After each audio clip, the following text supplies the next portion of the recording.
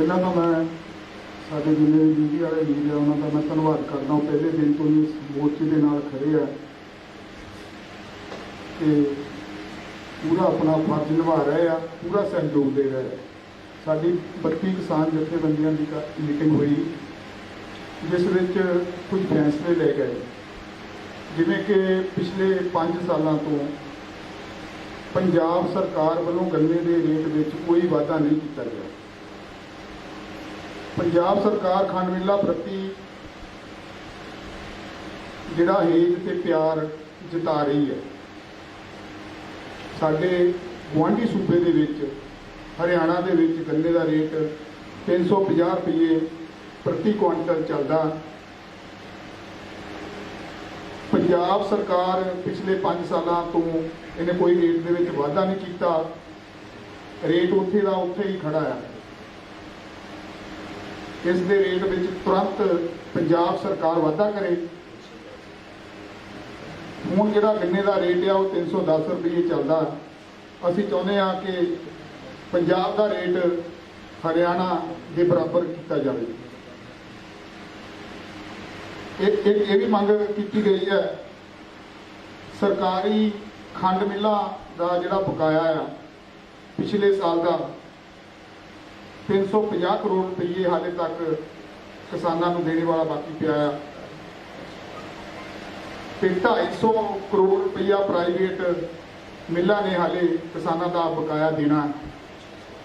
कुल 600 करोड़ रुपया हाले तक किसानों का बकाया मिलों पिया है।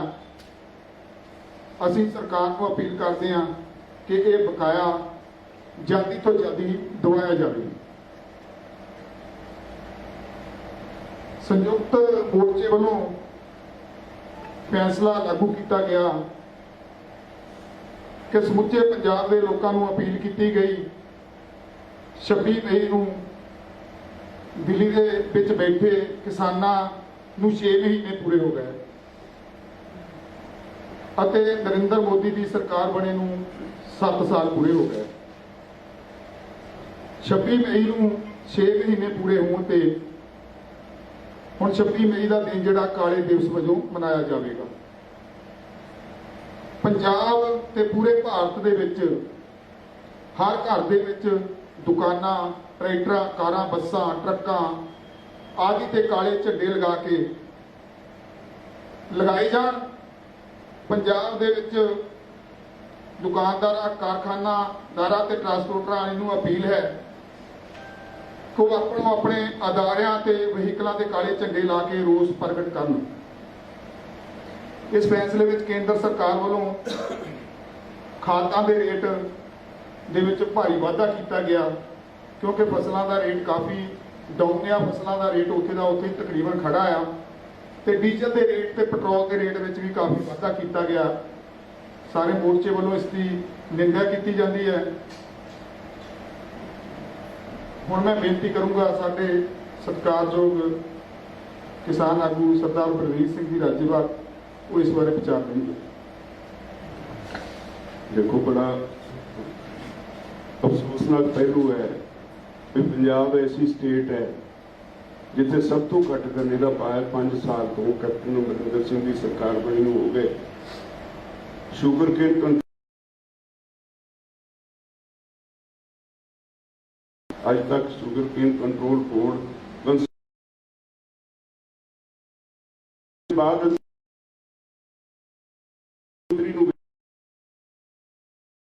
पता नहीं की किसान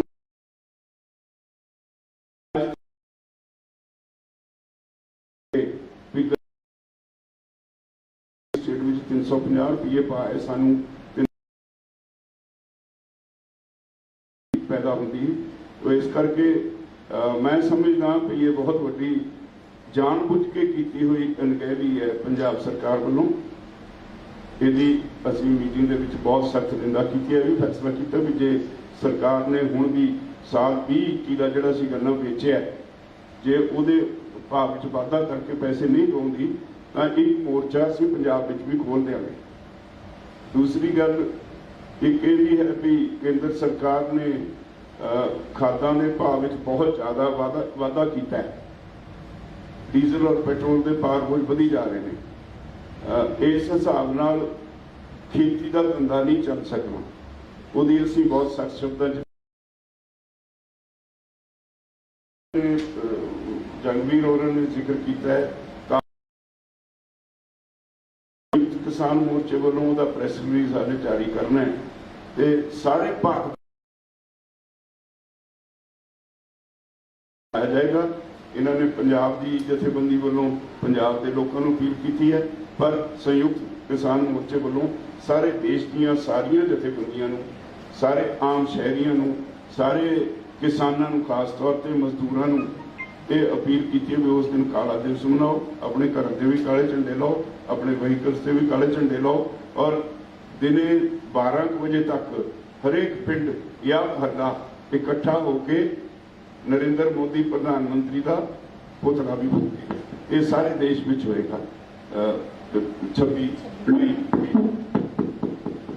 ਧੰਨਵਾਦ।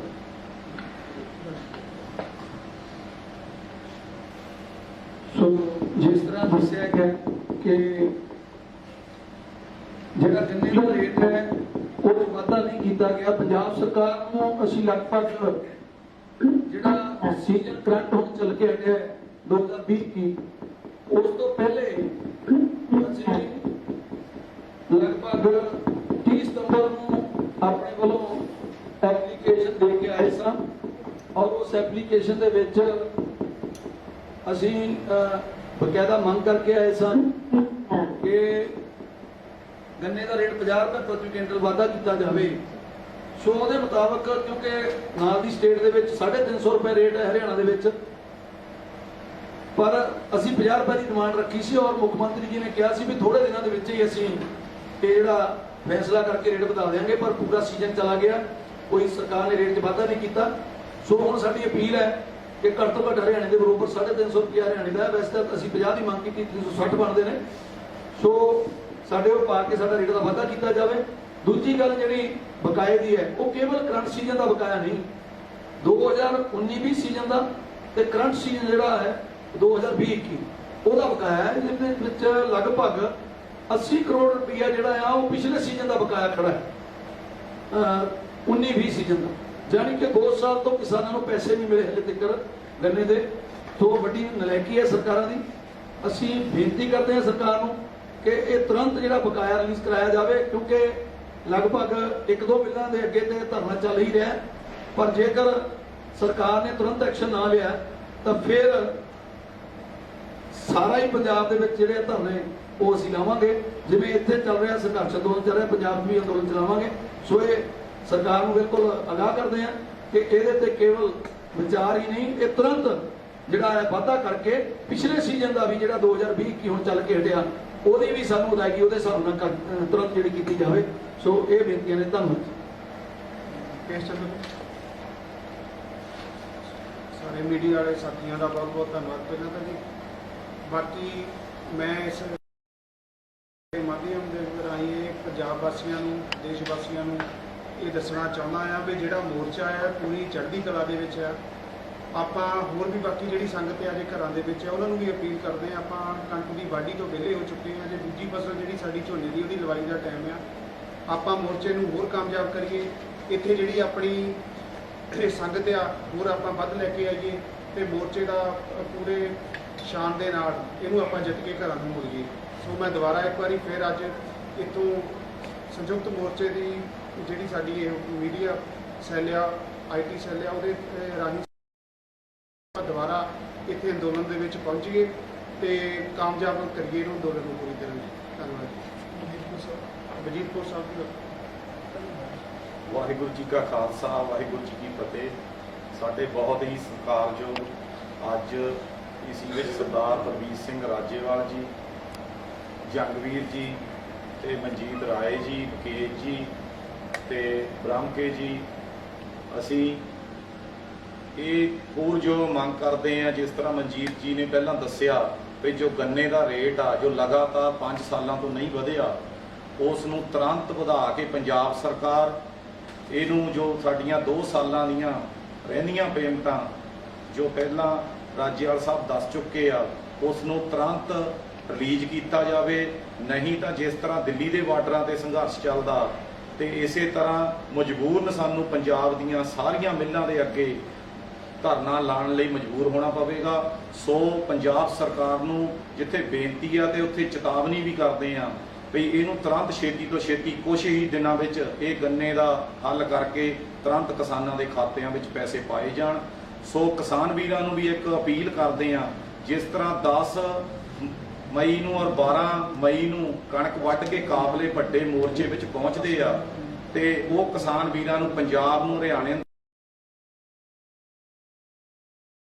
ਇਸ ਮੋਰਚਿਆਂ ਵਿੱਚ ਜੋ ਕੇਂਦਰ ਸਰਕਾਰ ਤੇ ਦਬਾਅ ਬਣਾ ਕੇ ਆਪਣੀਆਂ ਜੋ ਸਾਡੀਆਂ ਹੱਕੀ ਮੰਗਾਂ ਆ ਉਹਨਾਂ ਦਾ ਅਸੀਂ ਮਨਵਾ ਸਕੀਏ। ਇੰਨਾ ਹੀ ਕਹਿੰਦੇ ਹੋਏ ਵਾਹਿਗੁਰੂ ਜੀ ਕਾ ਖਾਲਸਾ, ਵਾਹਿਗੁਰੂ ਜੀ ਕੀ ਫਤਿਹ। ਕੋਈ ਸਵਾਲ?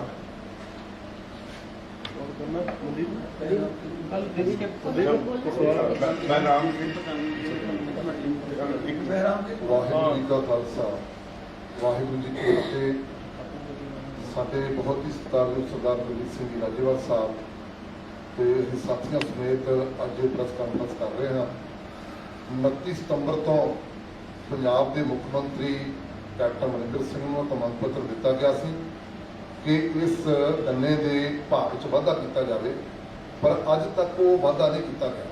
ਇਸ ਗੱਲ ਨੂੰ 7-8 ਮਹੀਨੇ ਹੋ ਗਏ। ਸਾਰੇ ਦੇਸ਼ ਵਿੱਚ ਇੱਕ ਦਿਨ ਲਈ ਰੋਸ ਪੇਸ਼ ਜਿਹੜਾ ਸਰਕਾਰਾਂ ਨੇ ਖਾਤਿਆਂ 'ਚ ਪੈਸੇ ਪਾਏ ਨੇ ਕਿਸਾਨਾਂ ਦੇ, ਉਹਦੇ ਬਾਰੇ ਕੀ ਕਹੋਗੇ? ਜਿਹੜੇ ਹੁਣ ਆ ਰਹੇ ਪੈਸੇ ਜਿਹੜੇ ਉਹ ਸਰਕਾਰ ਸਿਰਫ ਡਰਾਮਾ ਕਰਦੀ ਹੈ। ਤੁਸੀਂ ਦੱਸੋ, ਜਦੋਂ MSP ਨਹੀਂ ਮਿਲਦੀ, ਇਹਦਾ ਮਤਲਬ 1000 ਰੁਪਈਆ ਕੁਇੰਟਲ ਇੱਕ ਕਿਸਾਨ ਨੂੰ ਘਾਟਾ ਪੈਂਦਾ ਹੈ ਤੇ 20000 ਰੁਪਈਆ ਇੱਕ ਏਕੜ ਵਿੱਚੋਂ ਦਾ ਕੱਢ ਲਿਆ ਤੇ ਦੇ ਦਿਓ ਉਹਨੂੰ 6000 ਸਾਲ ਦਾ, 14000 ਸਰਕਾਰ ਵੱਲ। ਇਹ ਡਰਾਮਾ ਨਹੀਂ ਤਾਂ ਹੋਰ ਕੀ ਹੈ।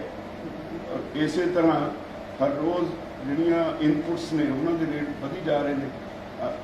ਹੈਰਾਨੀ ਵਾਲੀ ਗੱਲ ਹੈ ਵੀ 700 ਰੁਪਏ ਫੀ ਥੈਲਾ, 50 ਕਿਲੋ ਦਾ ਥੈਲਾ 700 ਰੁਪਈਆ DAP ਦਾ ਰੇਟ ਵਧਾਇਆ, ਜਿਹੜਾ ਇੱਕ ਮੇਜਰ ਕੰਪੋਨੈਂਟ ਹੈ ਖੇਤੀ ਦੇ ਵਿੱਚ।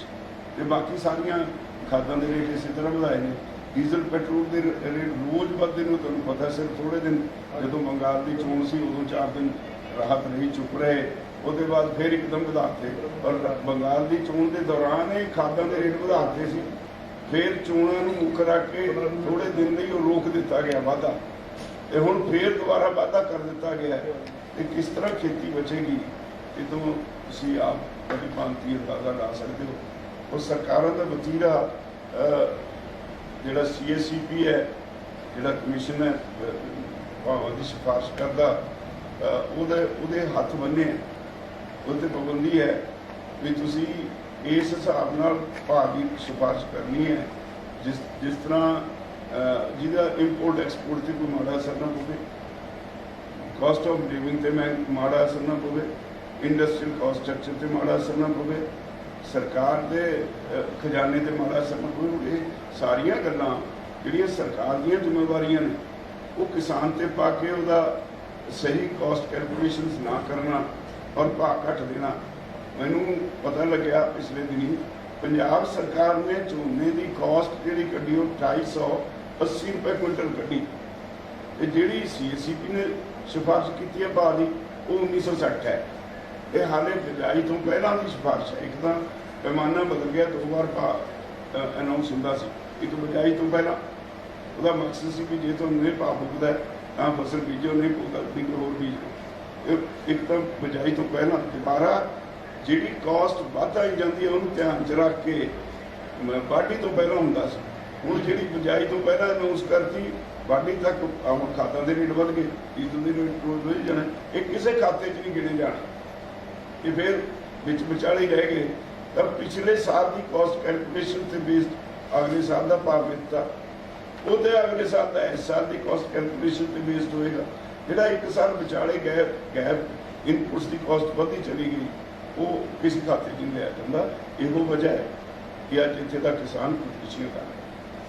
सर, आंदोलन को तेज करने के लिए कोई आगामी योजना है किसान मोर्चा की? खैर वो जो अनाउंस करेंगे SKM की तरफ से। जैसे संसद घेराव के पीछे बात आई थी कि थोड़ा संसद घेराव की बात करने, नहीं वो सारी मोडेलिटी डिस्कस हो रही है। कुछ एक सिर्फ डेट तय करनी रहेगी। कोरोना की वजह से वो डेट नहीं तय हो रही। एक नेशनल लेवल की कन्वेंशन करने जा रहे हैं यहाँ पे सारी देश की ऑर्गेनाइजेशंस की तरफ से, तो वो भी जल्दी, ये कोरोना ठीक हो जाए वो भी करेंगे। और नेक्स्ट कोर्स ऑफ एक्शन जो है ये कोरोना की वजह से रुका हुआ है। और एक बात साफ कर दूं, कल SKM की मीटिंग में भी ये बड़ा क्लियर कहा गया, ये सरकार अपनी नाकामियों पे पर्दा डालने के लिए कभी किसान आंदोलन को बदनाम करती है, किसी हॉस्पिटल में बेड नहीं मिल रहा, ऑक्सीजन नहीं मिल रही, सरकार से वैक्सीनेशन नहीं हो रही, सरकार के पास दवाइयाँ नहीं, लोगों को नहीं, लेकिन वो कहते हैं किसान मोर्चा की वजह से कोविड फैल रहा है, जबकि असलियत ये है रात को अपने घर वापस गांव में जाते हैं, वो एक तो कैरियर का काम करते हैं वो लोग। आमतौर पे गांव में किसानों में मजदूरों में कोविड की समस्या इतनी नहीं है। जिसका जो कैरियर का काम है वो लोग जो इंडस्ट्री में काम करने जाते हैं या कोई नौकरी करने जाता है शहर में, वहाँ से लेके आते हैं। हम कहते हैं कि कोविड की बीमारी है तो इसके प्रिकॉशंस के लिए हम तो अपनी तरफ से कर ही रहे हैं। सरकार को लोगों को अवेयर करना चाहिए, सरकार को लोगों को सहूलतें देनी चाहिए। और हमारी मांग है कि ये कोविड के इलाज के लिए सरकार इसकी कॉस्ट बेयर करे, लोगों पे इसका भार नहीं डालना चाहिए। चाहे गैस है, चाहे कोई दवाइयाँ हैं, पूरा इलाज लोगों की तो कोई गलती नहीं। हेल्थ सरकार की जिम्मेवारी है, एजुकेशन हेल्थ इसका प्रबंध करने की सरकार की जिम्मेदारी है। फ्री ऑफ कॉस्ट इलाज होना चाहिए। सर 22 जनवरी के बाद सरकार के साथ कोई बातचीत नहीं हुई, आप लोगों को भी इतना बड़ा लंबा समय हो गया यहाँ पे, लेकिन 22 जनवरी के बाद ना तो सरकार की तरफ से कोई इस तरीके का आवागमन हुआ कि तो पूछते ही नहीं, किसी की परवाह ही नहीं करते। वो कहते हैं हम तो अपने ढंग से करेंगे। लेकिन किसान आंदोलन की तरफ से हमने कभी डिनाई नहीं किया। हमने हमेशा, सरकार ने कहा, प्राइम मिनिस्टर ने कहा मैं एक कॉल की दूरी पे हूँ, हम पूछते रहे कि बताओ किस नंबर पे हम कॉल करें, we are ready to sit on the table. तो हमने कभी इनकार नहीं किया। जब भी सरकार बुलाएगी हम जाएंगे, बातचीत करेंगे, क्योंकि हमें पता है कि हर मसले का हल बातचीत से ही होता है। आप कब तक इंतजार करेंगे सर? इतना लंबा समय हो गया सरकार बातचीत नहीं कर रही है, कितना लंबा इंतजार करें? हम किसान हैं, हमारा बहुत लंबा समय ये सरकार ने देखना है। हमारा तो जो है यहाँ बैटरी का ही कष्ट है, लेकिन सरकार की जो ये मैसेज आ रहा है नीचे से सारे देश में, उससे सरकार की जड़ें सरदार जी कोई डॉक्टर आउन की संभावना है या जी ऑपरेशन होए थे साडे कोल दवाई नहीं मोर्चे के प्रति तुसी चंगी तरह जागरूक हो। बहुत सारिया घटनावां मोर्चे च वापरियां, कई नशेड़ी आके चोरियां कर रहे ने। हुणे पिछे जेडे पखियां की गल चली है कि चोर जेडे फड़े गए हैं, तो वो भी तुसी कोई अगे कार्रवाई की है कि इहो जे चोर जेडे किसानी आंदोलन च ना आन? नहीं, ऐसे बहुत बड़ी फर्क पुलिस ने वाले किए हैं। अज भी मैं कुछ कंप्लेंट्स SSP कर चुका, लेकिन टेक एक्शन पहला जिस हिसाब ਨਾਲ ਟਿਕਰੀ ਤੇ ਘਟਨਾ ਵਾਪਰੀ ਸੀ ਤਾਂ ਇੱਥੇ ਵੀ ਕੋਈ ਸਖਤ ਕਦਮ ਚੁੱਕੇ ਕਿ ਕੋਈ ਜਥੇਬੰਦੀ ਬਣਾਏਗੀ ਬੀਬੀਆਂ ਦੀ ਵੀ, ਤਾਂ ਜੋ ਇੱਥੇ ਨਾ ਕੋਈ ਘਟਨਾ ਵਾਪਰ ਸਕੇ। आने वाले 2 दिनों के अंदर जी दुकानदारों का की एक तरफ से तो किसान आंदोलन चल रहा है, उसकी वजह से पीड़ित है, दूसरी तरफ से सरकार ने लॉकडाउन करवा दिया।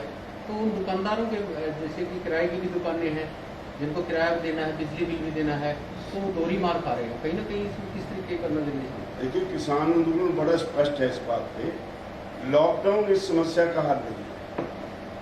समस्या लोगों की रोटी छीन लेना, कोई दिहाड़ी पे जाता है उसको काम ना मिले, लॉकडाउन करके बंद कर दो घर में, दुकानदार की दुकान बंद कर दो, उसका ਉਦੋਂ ਵੀ ਕਿਸਾਨਾਂ ਨੂੰ ਕਈ ਮੁਸ਼ਕਲਾਂ ਦਾ ਸਾਹਮਣਾ ਕਰਨਾ ਪਿਆ ਕਿਉਂਕਿ ਪ੍ਰਵਾਸੀ ਮਜ਼ਦੂਰ ਸੀ ਜਿਹੜੇ ਉਹ ਆਪਣੇ ਆਪਣੇ ਘਰਾਂ ਨੂੰ ਚਲੇ ਗਏ ਸੀ। ਤਾਂ ਇਸ ਵਾਰ ਵੀ ਜੇ ਇਦਾਂ ਹੋਇਆ ਤਾਂ ਪ੍ਰਵਾਸੀ ਮਜ਼ਦੂਰ ਨਾਲ उन्होंने अपने आप हिम्मत करके कवर कर ली सी। इस बारी बहुत बड़ी पद्धर से सीधी बिजाई हो गई है ਜੀ ਮੰਗ ਕੀਤੀ ਜਾ ਰਹੀ ਸੀ किसानों ਵੱਲੋਂ भी ਸਾਨੂੰ ਪ੍ਰਵਾਸੀ ਮਜ਼ਦੂਰ ਨਹੀਂ ਮਿਲ ਰਹੇ। इस उसे का हल है ना।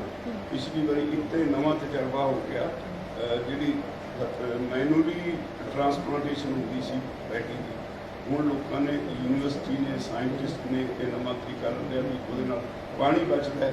दूजा सीधी बिजाई चों जी हो जाती है ड्रिल के नाल, ਤੇ ਉਹ ਬਹੁਤ ਵੱਡੀ ਪੱਧਰ ਤੇ ਇਸ ਵੇਲੇ ਹੋ ਰਹੀ ਹੈ। ਕਿਸਾਨ ਅਵੇਅਰ ਨੇ ਵੀ ਇਸ ਵਾਰੀ ਲੇਬਰ ਦੀ ਫੇਰ ਪ੍ਰੋਬਲਮ ਹੋਏਗੀ, ਇਸ ਲਈ ਮੇਰਾ ਖਿਆਲ ਹੈ ਕਮ ਸੇ ਕਮ ਇਸ ਵਾਰੀ 50% ਝੋਨਾ ਤਾਂ ਸਿੱਧੀ ਬਿਜਾਈ ਨਾਲ ਲੱਗ ਜਾਏਗਾ।